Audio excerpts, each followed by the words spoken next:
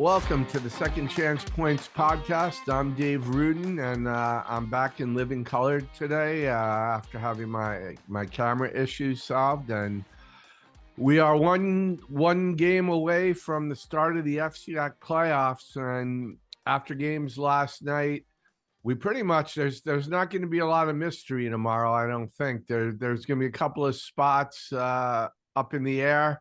A couple of games that especially the middle of the standings is where probably the remaining mystery is. But we have a few things to talk about in terms of what happened yesterday, what to look for, and what to expect going forward in the start of the playoffs.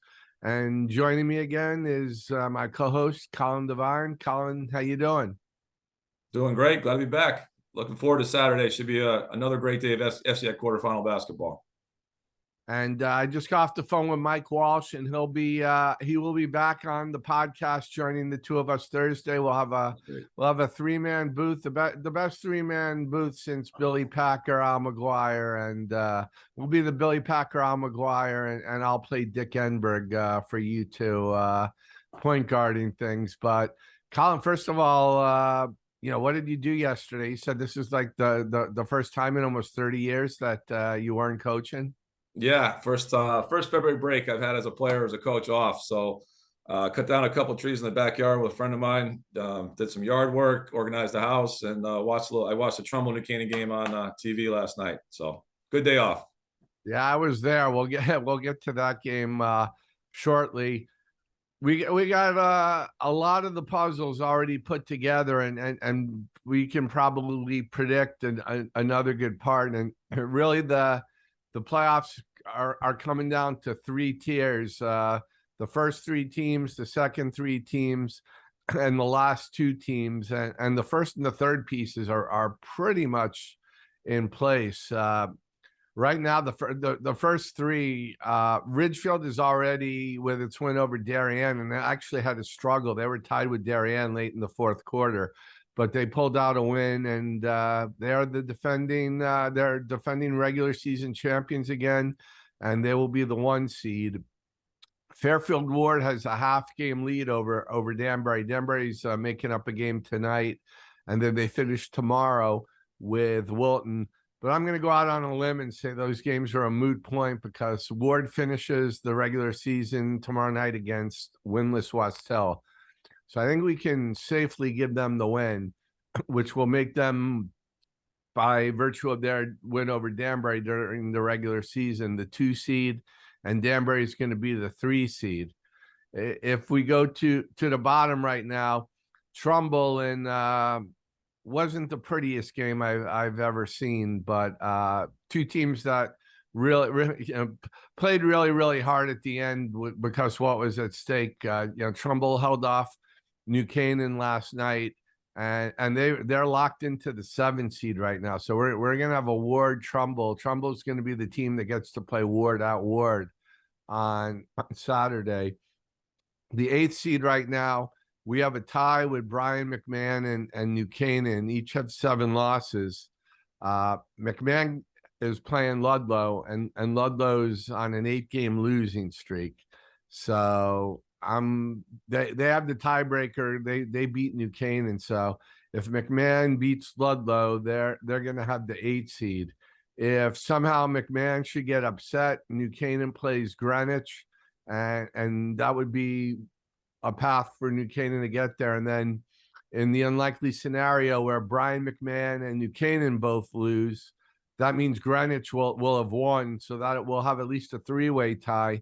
And if Darien somehow beats Staples, you could have a 4-way tie. But it'll be a major upset if Ludlow beats McMahon. And then we get to the 4, 5, 6 seed. Doesn't really matter if you're the 4 or the 5 right now. You don't get anything out of it other than whether you're the home or the visitor on the scoreboard. But right now, Wilton, Stanford, Staples, all 9 and 5. Wilton has the tiebreaker over the other 2. Stanford has the tiebreaker over Staples. Wilton has to go to Danbury, and we don't know whether Cam Perkins will be playing. I'm just going on total guess. I was told by people that Cam Perkins will be ready for Saturday. I'd be surprised if they play him before Saturday. So Wilton's going to be playing possibly a Cam Perkins-less Danbury team. Stanford's got Ridgefield, so that's going to be a difficult game. And then Staples has Darien, and though Darien looks like they're on, they're really have the longest of shots. They play hard. I'd be shocked if Darien doesn't go all out tomorrow, and play hard, even if it were to have no chance of getting in the playoffs, because that's just the way Darien plays. So Staples is definitely a favorite, but again, that Darien took Ridgefield to the end of the fourth quarter. So the question's going to be who ends up in the 6th seed and plays Danbury, and the 4 or 5 teams will play each other. Just looking at that, Colin, anything that kind of jumps out at you? No, my only question to you, the three-way tie is broken by head-to-head and then the quality win. Dave, do you know how you break a 4-way tie? Same thing. It Same just goes thing. to quality win. You go head to head and then quality wins. So if you have a 4-way tie and you have 2 teams that are 2-2 and 2 that are 1-3, you go to the 2-2 teams, and whoever won that game would be the highest seed. Got it. The second two team would be the second highest in that group, and then whoever won the 1-3 game. And if the 1-3 game doesn't settle it, then it's the highest quality win. That makes sense. So you always try to break the tie within the group that's tied, and if you can't do it, you go to highest quality win. So I mean, Staples was looking good for a while in terms of they're the only team that beat Ridgefield. So in a tiebreaker, where everybody was split, they would have the highest quality win. But it doesn't really look like there's going to be a scenario. I mean, and for people wondering, Trumbull could end up being 9-6 as well with those other 3 teams, but they lost to all 3 of them. That's why they're locked into the seventh right now, and they beat both McMahon and New Canaan, and that's why they can't fall into the 8th. Got it. No, I just think my predictions were probably a little off 3 or 4 weeks ago, saying that this might be a year that 8 beats the 1. Getting a little bit ahead of ourselves, but if tomorrow shakes out the way you and I think it will, I don't see seeds 1, 2, and 3 really having trouble on Saturday. And historically, the 4-5 game is always the best game on the slate on Saturday. And if that's Wilton and Staples, or if that's Staples and McMahon, Staples and Stanford, I think it's going to be a really good basketball game. Yeah, I mean, for Staples, they're going to be playing a team they lost to, so there's going to be revenge. I think they'd rather. I know they'd rather play Wilton because that was such a classic game, and they'd like another shot at them. So I'm pretty certain if you pulled the locker room, they'd rather play Wilton again. And 2 teams that have been on a little bit of a downslide the last couple of weeks, and we'll see which one can turn it back on again. And we'll do another podcast on Thursday, and we'll preview the tournament then when we have everything definite. But you're looking at the way it's shaping up, it's kind of hard to see the 3 top seeds, especially if Cam Perkins is healthy and playing. Losing, and then you go to the 4-5 game. I might give Stanford is so mercurial. I might give them an outside shot of being able to beat Danbury, just if those top 3 guys are really good. But it'll be a tough going. So why don't we do a little bit of a quick review from last night? The big game that really narrowed down the field and kind of put the pieces together. You watched it, the stream. I watched it there. Trumbull tried really hard to give away an 11 point lead, at the end against the New Canaan team that has just struggled so much offensively, and did so again last night. But Trumbull has to play everything close, and New Canaan never quits. And they cut an 11-point lead down to 2, and actually had the ball underneath their own basket with 3.5 seconds to go. Ran a play, and it wasn't by any means an easy shot, but Bramlett got the ball near the sideline, about 30-35 feet away, and a bank shot that just carried him too far off. And Trumbull has learned these last couple of games to win the close games at the end, and they clinch a spot. And New Canaan is on life support right now. What did you think of the game? Well, we kind of expected a close game. I predicted overtime. We almost got that. Two hardworking teams and coaching staffs, and it wasn't the prettiest of basketball games, that's for sure. Low scoring game. Trumbull missed some free throws that they wish they probably made. New Canaan made some big shots down the stretch with an 11-point deficit, but you knew it was going to be a 1-possession game at the end, and Trumbull just came out on top. Yeah, if you look at the two stats that were really telling, Trumbull was 8 for 15 from the foul line, missed a bunch of shots down the end that helped New Canaan rally. But New Canaan was 4 for 24 from 3-point range. Ty Groff hit 2 really, really big 3-point corner shots during that rally, but they got some open looks there that they just couldn't get a basket. That unfortunately, that's gonna, that if New Canaan doesn't get in, the epitaph is, just couldn't hit a big shot. Those kids play hard. Danny Melzer was as close to heartbroken as I've seen him. Just he loves the senior class.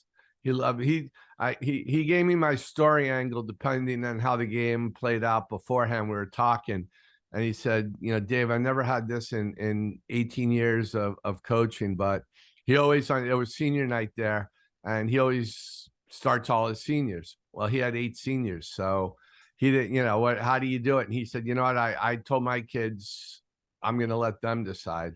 And a lot of times it's, you put a senior who hasn't gotten much playing time during the year, you put him in for a minute or so. Show him some respect there. And Danny said the kids came up to him and they said, this is a really big game, play to win.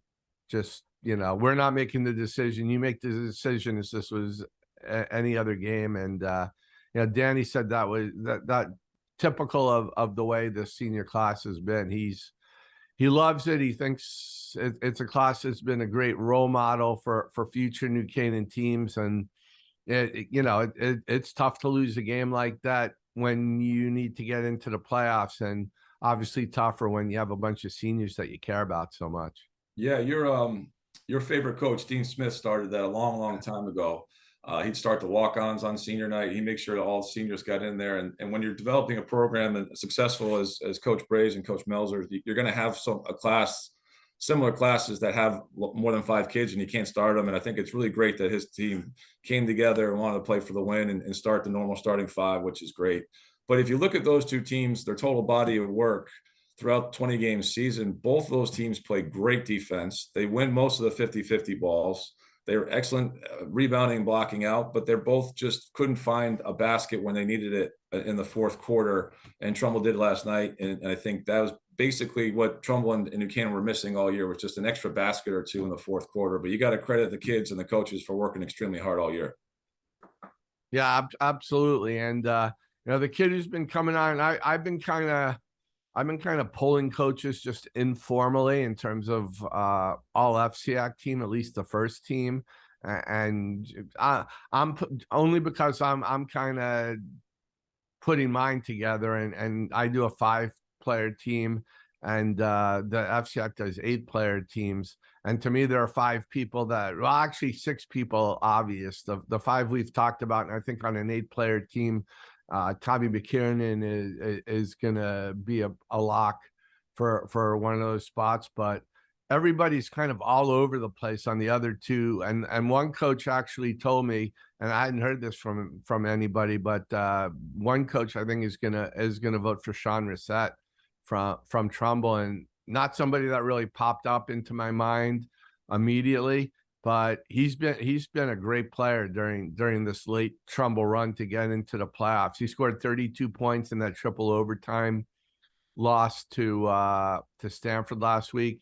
He had I can't remember. I think it was 23 points when they came back to beat McMahon, and he scored 12 points last night. But there aren't a lot of points being scored. But he's really come on for Trumbull these last few weeks. Yeah, I mean, I think predominantly he's a soccer player playing basketball. I could be wrong about that, but he's had a A great really season. good soccer player too, center back who had a great year. And I was talking to him and Antonio after the Trumbull St. Joe's game, because I was calling the game with my good friend Mike Buswell, and I said I was really impressed by their leadership, because they were down 10 or 11 points to St. Joe's in the third quarter, found a way to win. They were sharing the basketball. They got the sophomore Johnson involved. So those two guys are really trying to do whatever it takes to win. And I think Reset on both sides of the ball is a key piece to that. So I don't disagree. Yeah, like I said, they've been playing everybody close. Like I said, I asked Buddy after, I said, yeah, have you ever had a game all year where you kind of felt like you could just kind of like sit down on the bench and cross your legs? And he said his response was no, but we still got a lot of basketball still to play. But like I said, 11-point lead with 4 minutes to go with Trumbull this year isn't safe, and especially against a team that while they struggled to score, is going to do. I mean, you saw it. How many scraps on the court were there for loose ball? It almost looked like a New Canaan Trumbull football game. It never got dirty. It was just kids really playing hard, battling for 50-50 balls because they wanted to win so badly. No, I agree. And like I said earlier, I think both of those teams lead the league in 50-50 balls, and they're playing each other. And it truly was a 50-50 ball for both of them, so. And maybe when you talk about 50-50 balls, that was the difference, having two soccer players with Reset. I didn't think about that, but yeah, I didn't think about that until just now. But yeah, and you had Owen Bull, who was the top scorer in the FCX. So they had their top defender, top scorer. Maybe that's been the difference there. But obviously a big game that in terms of the bottom of the standings, we thought it might be harder to figure out the final spots, but if McMahon takes care of business against Ludlow, that's not going to be the case. So you bounce around. There really weren't any. There weren't even any close. Well, Ridgefield was tied late with Darien before coming away with a 6-point lead. That actually, if Darien and Darien, I think, played Ridgefield pretty tough last year. If Darien had somehow pulled out an upset, and they'd be 7-7 right now, we'd have a little bit more of a mystery. And to their credit, they played Ridgefield close, and Ridgefield, there was another Swatowitz with 12 points, and I think it was I'm trying. Katz had 10, and I'm trying to remember if it was Cozdaba with 11, but a typical a Ridgefield scoring where nobody scores more than 12 points, and about 6 guys score 8 or more. So no surprise there. And then the other games were all sizable wins. No surprises. Ward easily against Ludlow. I'm sorry, Ward easily against I'm blanking out right now. I'll get back to that. Wilton was easy against Ludlow, Stanford against Norwalk, and Staples against St. Joe. I'm sorry, Ward beat McMahon to Yes. put McMahon, but all those games where I think the closest score was 18 points. So Okay. it wasn't a real second to last game of the conference thrill. So, To be and expected as the season shook out. I think the higher seeds are separating themselves a little bit, besides the middle of the pack, which we talked about, and Ward took care of business against the middle of the road team against McMahon. But other than that, I think everything was predicted. it's just the way it's going. I'll still be surprised if one of the top 3 seeds doesn't win the playoffs. Maybe they'll regroup. Wilton and Staples have just struggled these last couple of weeks. I don't know if they can get back to the level they would need to play at to win 2 games against one of the top 3 seeds. And Stanford's just kind of a mercurial team. They're just kind of all over the place. So they've been playing really well. I don't know. Do you see any of the middle seeds having a shot?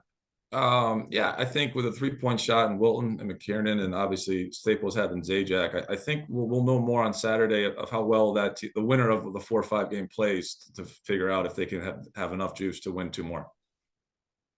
I don't want to toot my own horn I did say at the beginning of the year this guy was going to be a really good player by the end of the year, and Klacko's really come on for Staples. He was their leading scorer last night, and he's been putting up like 15 to 17 a game the last couple of games for Staples.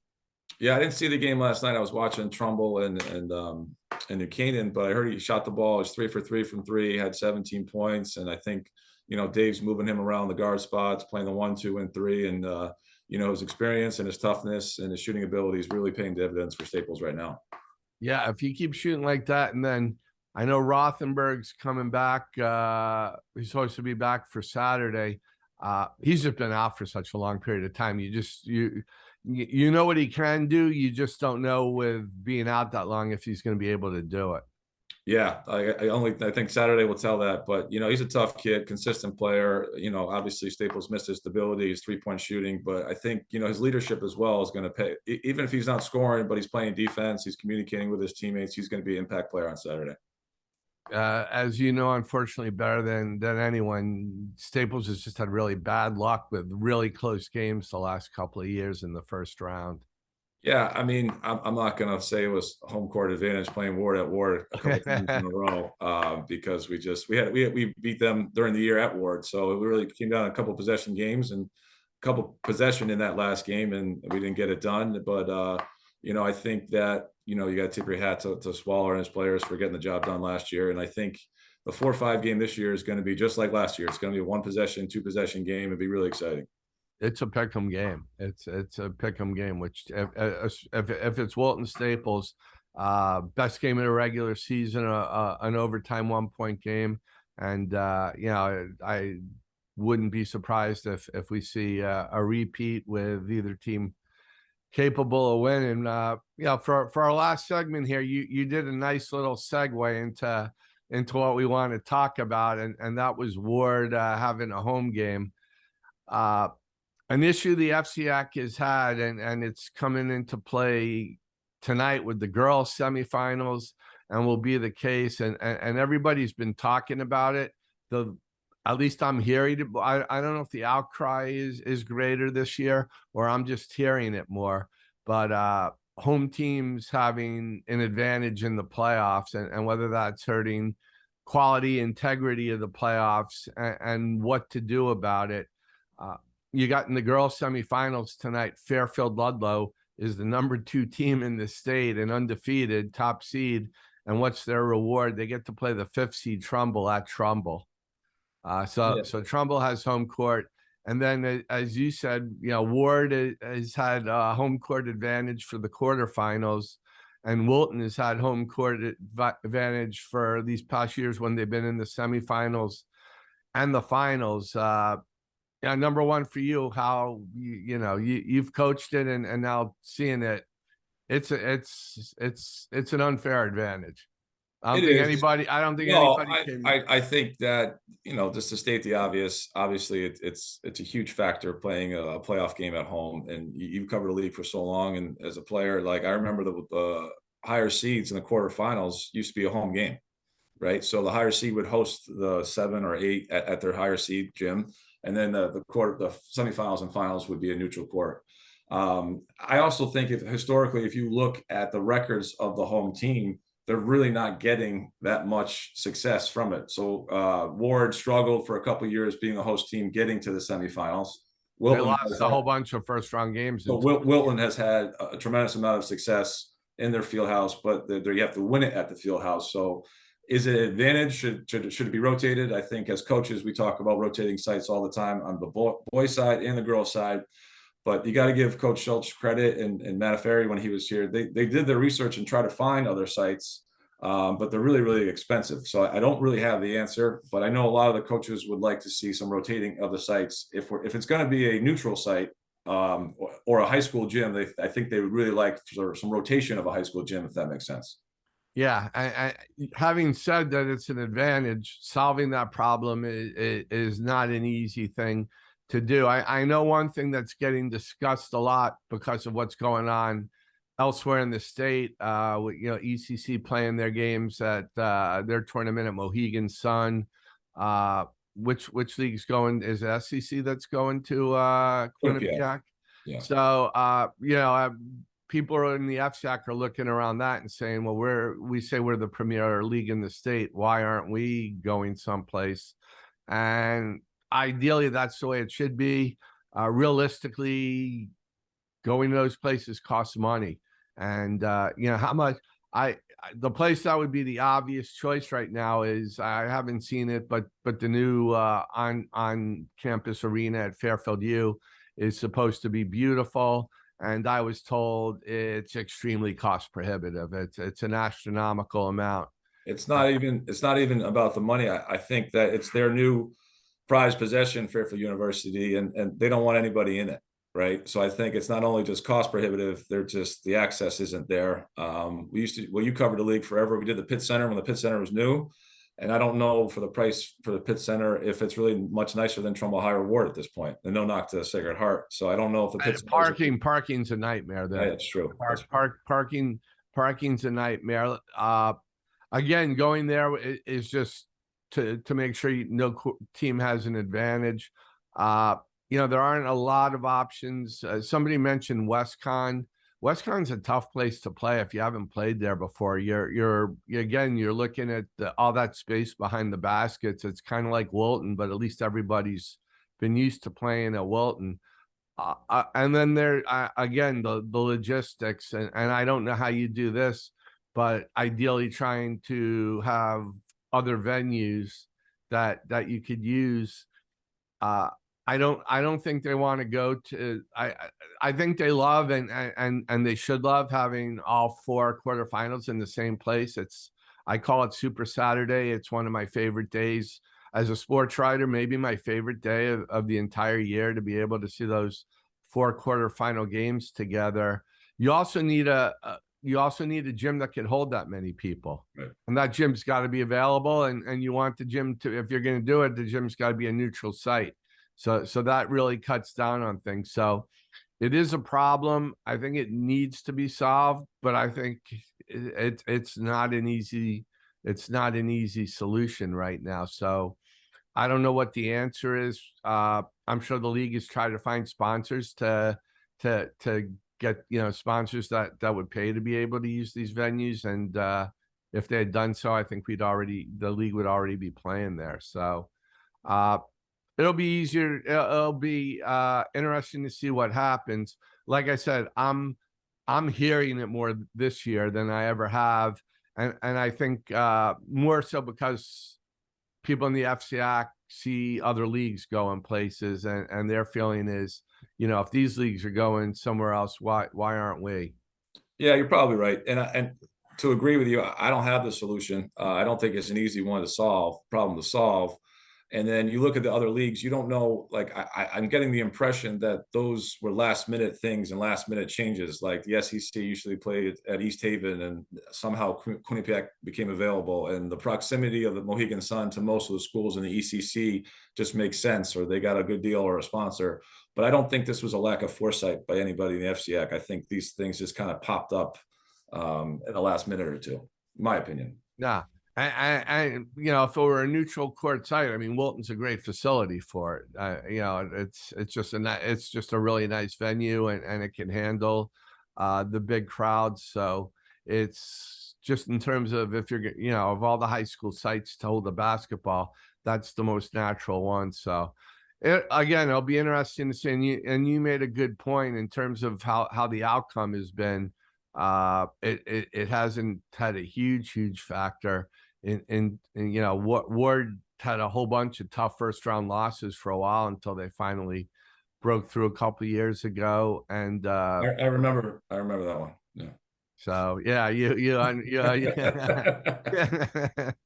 so yeah, I again, I do think it should be fixed. What that solution is I don't know. If it ever worked out that they could get the new arena at Fairfield U, it A, looks like it's beautiful, and B, it's centrally located. It's almost right in just about the middle, close to it, of FCX Heartland, where, you know, it's not astronomical travel, but we'll see what happens. I just, Yep. like I said, it's something I've heard a lot the last 2 weeks.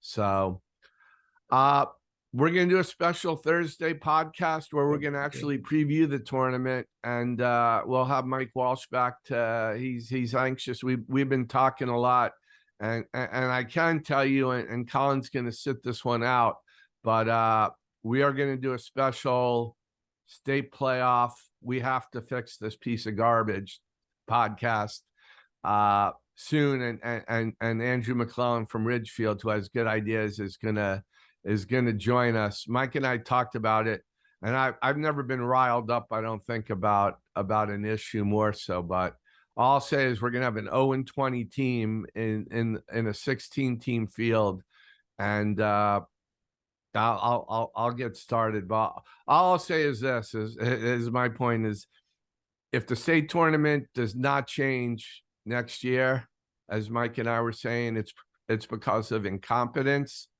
lack of caring, or a combination, or lack of caring and incompetence, or yeah, they just don't want, or laziness. They don't want to put in the work. It's one of three things. You've been on the committee before, so you're gonna opt out. That's another thing. You can't opt into a 16 field team, but we do allow you to opt out of a discussion on the Fair enough. on the Fair enough. podcast. But like I said, Mike and I talked about it, and when Mike and I talk about it, we get so riled up. It's like we should just be taping this right now. Where we and it's the same conversation. We keep making the same points, but this, like I said, this is the year with an 0-20 team and 5 teams under 500.